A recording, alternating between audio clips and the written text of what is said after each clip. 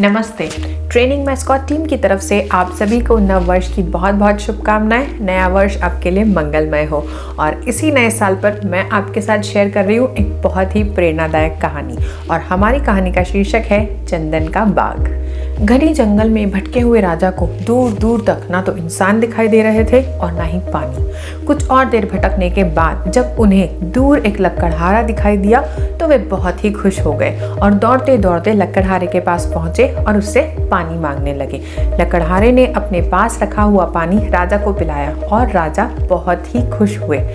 थोड़ी देर विश्राम करने के बाद जब राजा अपने महल की तरफ लौटने लगे तो उन्होंने लकड़हारे से कहा, कभी राजमहल की तरफ आना, हम तुम्हें उचित पुरस्कार देंगे। लकड़हारे ने कहा, बिल्कुल महाराज। कुछ समय बाद लकड़हारा घूमते फिरते राज दरबार पहुंच गया।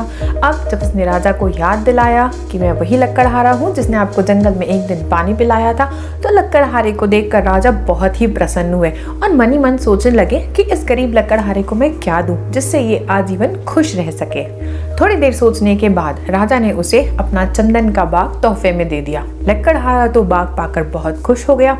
उसने सोचा इस बाग के पेड़ों से तो बहुत सारे कोयले बनेंगे और पूरा जीवन आराम से कट जाएगा।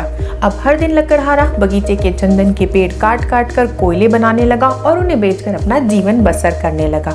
कुछ ही दिनों में बाग पूरी तरीके से उजड़ गया और बाग में जगह जगह कोयले के ढेर लग गए। अब बगीचे में थोड़े ही पेड़ बाकी रह गए थे जो लकड़हारे को छाया देते थे। उधर राजा ने एक दिन सोचा, चलो आज लकड़हारे का हालचाल देखा जाए, इसी बहाने चंदन का बाग भी घूमना हो जाएगा। तो राजा लकड़हारे से मिलने के लिए निकल पड़े।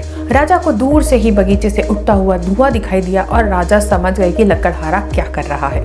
पास पहुंचने पर लकड़हारा राजा को देखकर बहुत प्रसन्न हुआ और उनका स्वागत करते हुए कहा, महाराज आपका बहुत बहुत धन्यवाद। आपके दिए हुए बाग के कारण मैं आज तक अपना गुजर बसर कर पाया हूँ, लेकिन क्योंकि आप देख ही रहे हैं बहुत ही कम पेड़ बच गए हैं, तो अगर आपके पास कोई और बाग हो तो आप मुझे वो भी तोहफे में दे दें ताकि मेरा बचा हुआ जीवन भी आसानी से गुजर जाए। इसकी बात सुनकर राजा मुस्कुराए और कहने लगे, आज एक काम करो, तुम ये कोयला बेचने बाजार में मत जाओ, तुम ये चंदन की लकड़ी उठाओ और इसे बाजार में बेच आओ। लकड़हारा मान गया। उसने 5 फीट की एक लकड़ी उठाई और जैसे ही बाजार में गया कई सारे लोग चंदन की लकड़ी को देखकर उसे खरीदने के लिए दौड़ पड़े।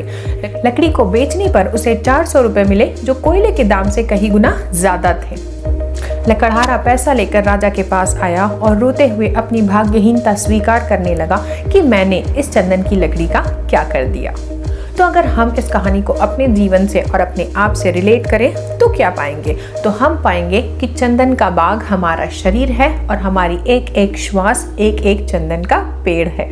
अज्ञानतावश हम इस चंदन को कोयले में बदल रहे हैं। लोगों के साथ बैर, द्वेष, ईर्ष्या, खींचतान, इन सब अग्नि रूपी चीजों में हम अपने जीवन रूपी चंदन को जलाते जा रहे हैं और धीरे धीरे हमारे श्वास रूपी चंदन के पेड़ कम होते जा रहे हैं। उस लकड़हारे के पास जो चंदन का बाग था उसमें वो घटते हुए पेड़ गिन सकता था, लेकिन हम हमारे श्वास रूपी चंदन के पेड़ों को कम होता हुआ तो देख सकते हैं, लेकिन कितने पेड़ बचे हैं ये हम नहीं गिन सकते।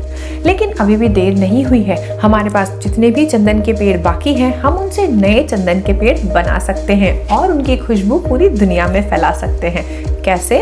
आपसी प्रेम, सहायता, भाईचारा, शांति और विश्वास, ऐसी मूल्यों को अपने अंदर जिंदा रखकर। तो क्यों ना हम इस नए साल में संकल्प लें कि हम हमारी चंदन रूपी श्वास को कोयला नहीं बनने देंगे, जबकि उससे हम और नए पेड़ उगाने की कोशिश करेंगे। आई होप आप सभी को ये स्टोरी बहुत पसंद आई होगी और आप भी अपने बचे हुए चंदन रूपी पेड़ों का इस्तेमाल बहुत सोच समझ कर करेंगे। तो मिलते हैं अगले स्टोरी वीडियो में। Till then stay tuned. One more time, happy new year to all.